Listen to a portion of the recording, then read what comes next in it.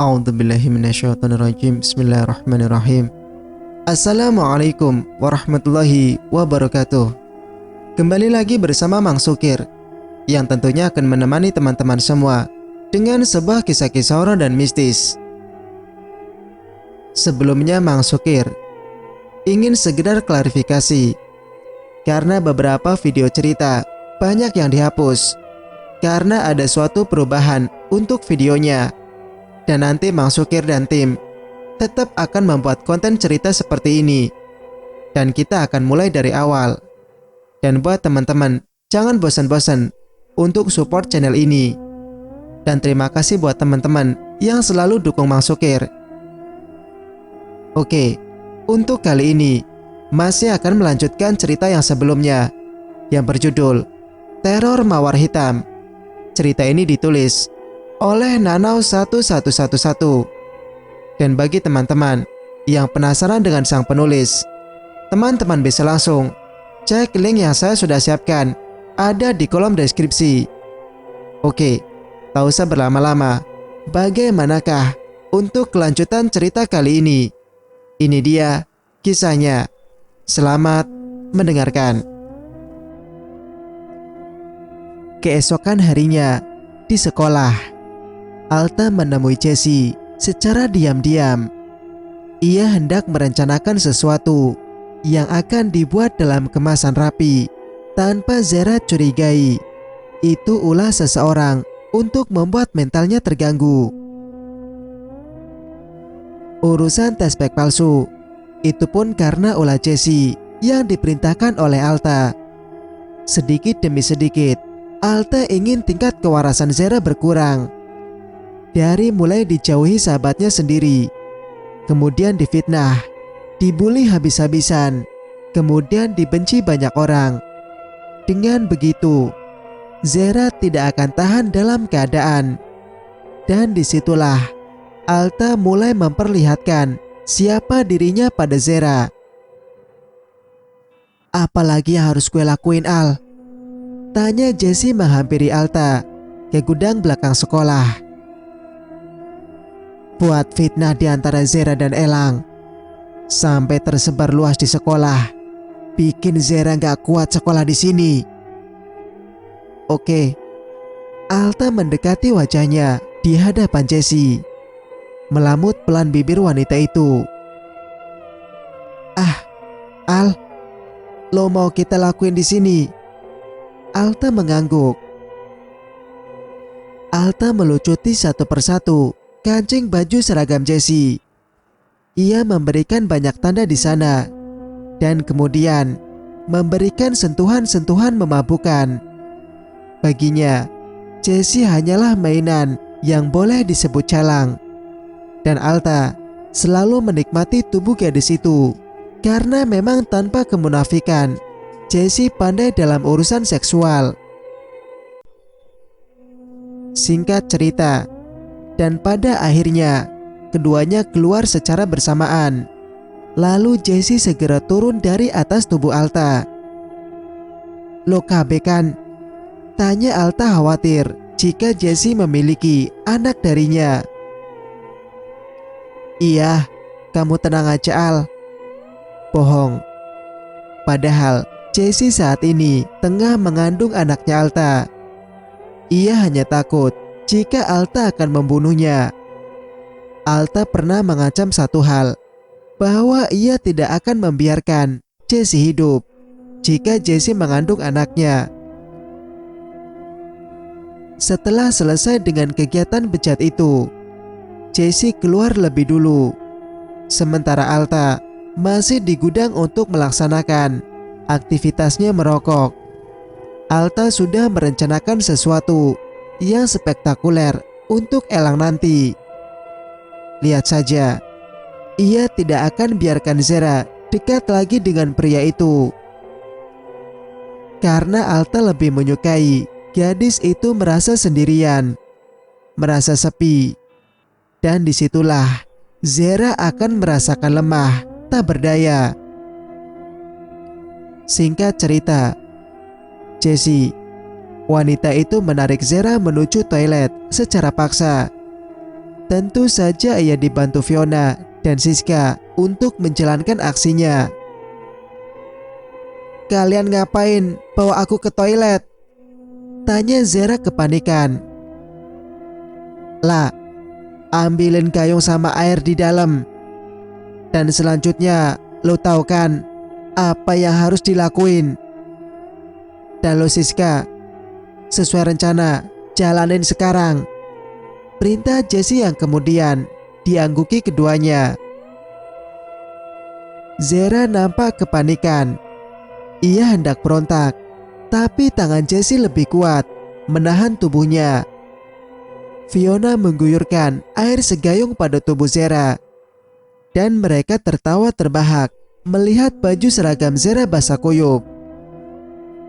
"Hahaha, makanya lo gak usah sok jadi cewek yang paling cantik di sekolah," teriak Jessie yang kesal, sekaligus melampiaskan rasa cemburunya karena Zera terlalu dekat dengan Alta.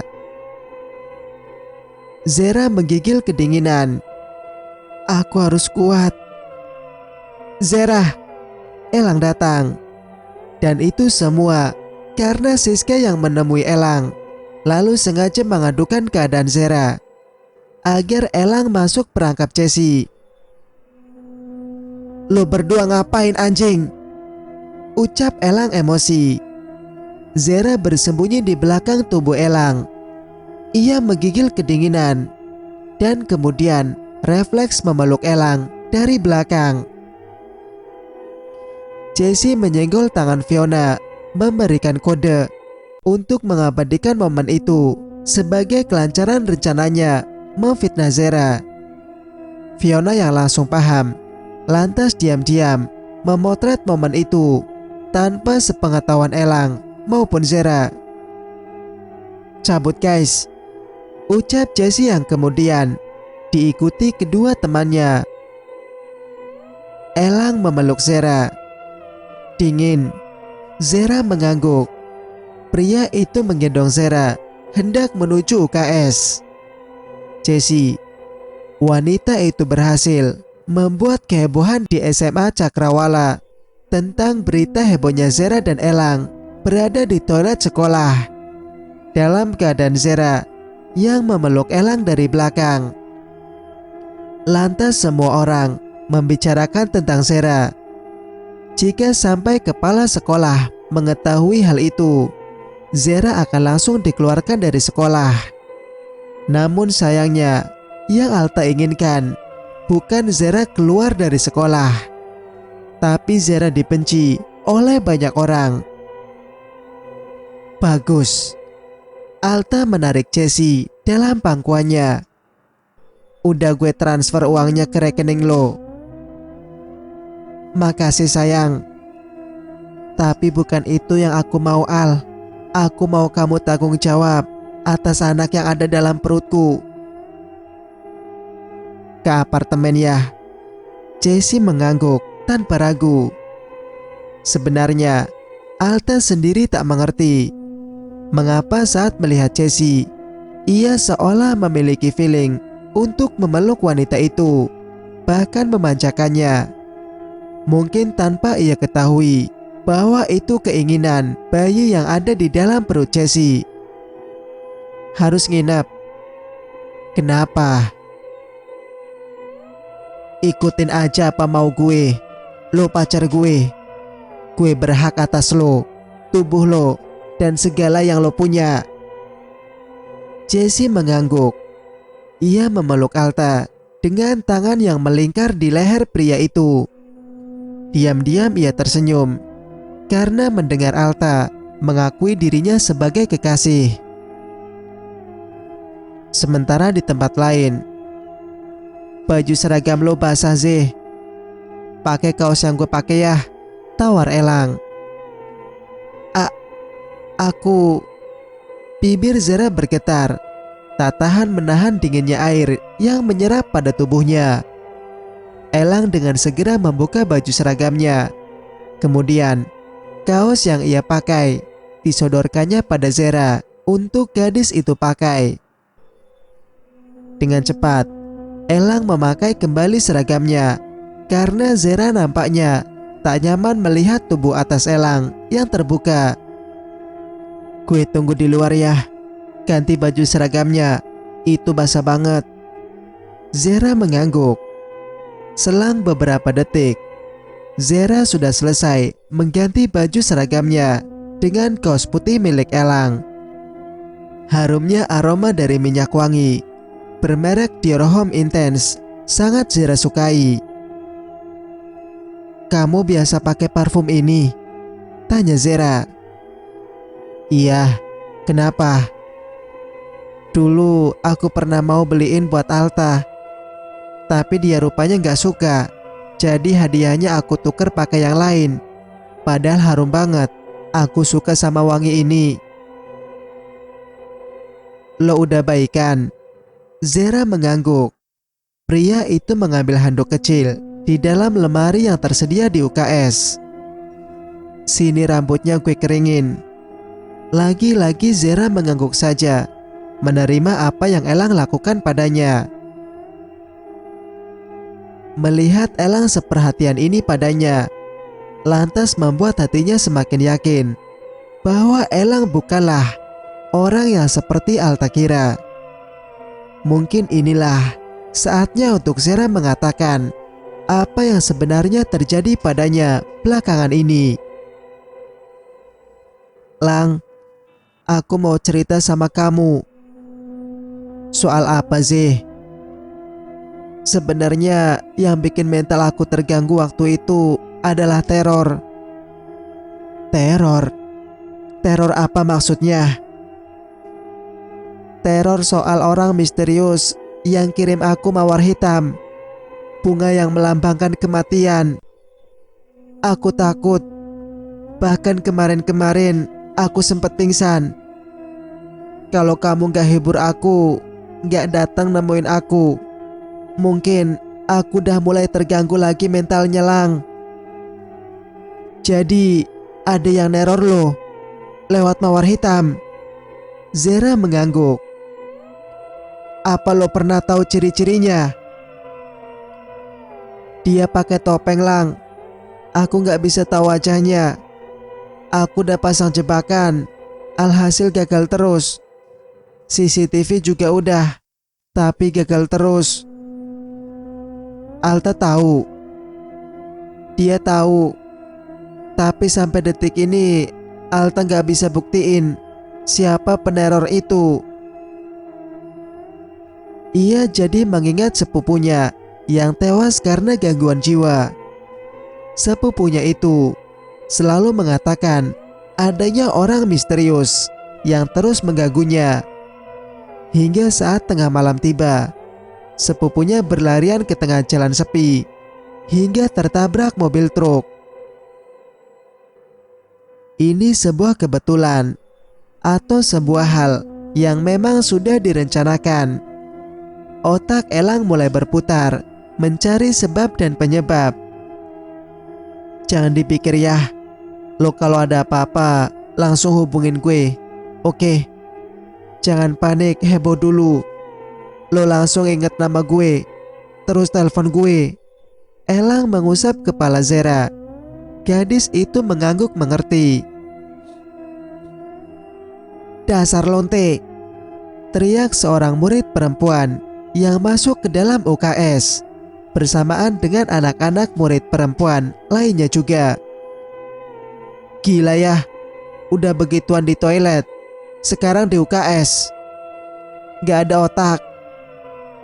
Lang, kok lo mau sih sama cewek murahan kayak gitu?" Zera maupun Elang terkejut dengan fitnah yang beredar itu. Apa maksudnya? Mengapa semua orang menghakiminya dan Zera seperti ini? "Enggak, Zera enggak ngelakuin apa-apa sama Elang. Zera enggak ngelakuin itu." Zera menangis ketir. "Lo semua denger ya, gue sama Zera enggak lakuin apapun. Emang ada buktinya gue sama Zera ngapa-ngapain?" Salah satu murid itu memberikan bukti berupa foto yang tersebar di akun lambe khusus SMA Cakrawala. Ini buktinya kan? Zera dan Elang melotot, tak percaya. Mengapa bisa foto itu tersebar luas di media sosial? Itu gak kayak yang kalian lihat. Aku sama Elang benar-benar gak ngelakuin apapun, sangga Zera. Alah, murahan. Sekali lonte ya lonte. Elang kemudian menarik Zera segera keluar dari UKS sebelum gadis itu mengalami emosional yang tak terkontrol dan mencelakai orang-orang seperti peristiwa di toilet. Gue yakin ini semua ulah Jessie, ucap Elang tak terima. Rahangnya mengeras emosi. Sementara Zera sejak tadi menangis sampai sesenggukan. Ia bahkan meremas ujung roknya beberapa kali karena merasa sakit yang luar biasa atas fitnah tersebut. Elang menghentikan mobilnya di pinggir jalan. Zeh, jangan khawatir, gue gak akan biarin lo dalam bahaya. Tapi Zera malu Lang buat masuk lagi sekolah. Zera mau berhenti sekolah aja. Tidak, enggak, pendidikan itu penting sih. Selama pihak sekolah gak tahu soal itu, lo aman. Jangan dengerin apa kata mereka, oke? Besok gue yang jemput lo. Gue bakalan selalu ada di samping lo. Jangan takut. Zera menyandarkan kepalanya di bahu Elang. Ia menangis mengeluarkan segala bentuk rasa sedihnya. Elang membiarkan gadis itu melampiaskan segala yang ia rasakan. Karena dengan begitu, Zera akan tenang dengan sendirinya. Mau nasi padang? Tanya Elang yang kemudian diangguki Zera dengan cepat. Janji dulu, jangan sedih lagi ya. Zera mengangguk kecil. Ya ampun, wajah Zera benar-benar menggemaskan. Alta, pria itu berada pada jarak yang agak jauh. Sejak tadi ia mengikuti kemana Elang membawa Zera. Tangannya mengepal emosi. Gue bakal secepatnya bikin lo berhenti ketemu Zera buat selamanya. Setelah itu, ia kembali melajukan mobilnya. Sengaja Alta mengulur-ulur waktu, membiarkan pria itu bersenang-senang terlebih dahulu dengan Zera. Meskipun hati Alta terasa panas melihat itu, namun ia suka jika sebuah kematian direncanakan secara pelan dan pasti. Singkat cerita, Alta mabuk. Entah mengapa pikirannya yang tertuju pada Elang dan Zera membuatnya emosi. Al, udah bego, lo udah mabok, ucap Tian. Diam anjing. Tian kemudian diam. Sementara yang lainnya nampak sibuk bermain dengan wanita-wanita yang menjadi bahan sentuhan mereka. Hanya Bara yang tidak membawa wanita. Ia terpaksa ikut ke klub malam karena mengawasi Alta. Ia tahu sejak di tongkrongan, pria itu sudah tidak beres. Seperti ada masalah yang dihadapi sendirian dan dipendam sendirian. Bara khawatir jika Alta melakukan hal di luar logika. Karena emosi Alta lebih menyeramkan daripada godaan setan sekalipun. Bangsat, keparat, anjing. Alta mengamuk, mengacak seluruh barang yang ada di atas meja bar. Al, kontrol emosi lo. Lo cuma lagi emosi. Tarik nafas Al, buang, ucap Bara, mencoba menenangkan pria itu. Diam, atau gue bunuh lo di tempat. Bara menelan salivanya susah payah. Alta berjalan sempoyongan keluar dari klub malam itu. Yang lainnya diam, nampak tak berani menghentikan pria yang sedang dikabut rasa emosi itu. Bara mengejar Alta. Ia tak ingin sampai sahabatnya itu kenapa-napa di jalan. Al, tunggu gue. Biar gue aja yang nyetir mobil. Gue gak bawa mobil bangsat. Bawa Al. Itu mobil yang lo sentuh. Mobil lo bego. Lo mabuk. Alta menyengir kuda. Iya gue lupa. Bara segera membopong Alta, kemudian membawanya masuk ke dalam mobil. Untung saja Bara memegang kunci mobil Alta. Ia tahu bahwa Alta akan mabuk berat seperti ini. Di antara teman yang lainnya, hanya Bara satu-satunya teman yang paling berani untuk peduli terhadap Alta. Sementara yang lainnya hanya memanfaatkan apa yang Alta punya. Sebenarnya, Alta ini kadang merasa dirinya sendirian. Ia merasa tak memiliki siapapun dalam hidupnya yang mampu menjadi pendengar yang baik untuk ceritanya. Ibu hanya sibuk memperingatkan soal dendam. Padahal Alta membutuhkan seseorang yang bisa diajak bercerita, lalu melepaskan segala penat dalam dirinya. Kangen. Alta memeluk Bara yang tidur di sebelahnya. Ia sedang bermimpi tidur bersama Zara di ranjang pengantin. Gila bukan? Malam itu, Bara mengantar Alta ke apartemennya. Kemudian ia memutuskan menginap karena ia sendiri tak membawa kendaraan. Dan Alta tidur tergeletak di sofa panjang, sementara Bara tidur di bawahnya. Alta mengigau sampai jatuh dari atas sofa dan kemudian jadi berbaring di samping Bara. Bara yang merasa dadanya diraba-raba. Ia lantas langsung terperanjat bangun dan memukul tubuh Alta. Alta, goblok, gue masih normal ya bangsat, teriaknya menggelegar. Alta membuka matanya perlahan, mengusapnya pelan, dan terkejut melihat wajah Bara di sampingnya.